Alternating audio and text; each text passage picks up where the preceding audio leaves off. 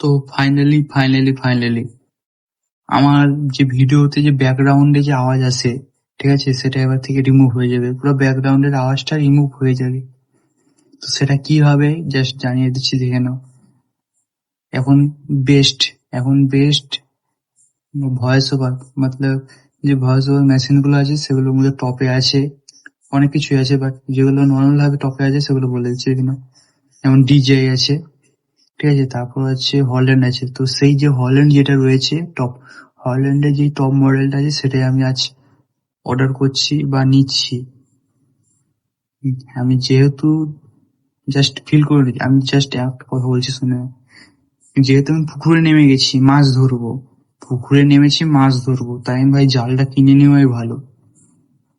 ভাই জাল থেকে মাছ ধরবো, ভাই জালটা কিনে নেওয়াই ভালো। আমি এটা ফিল করছি,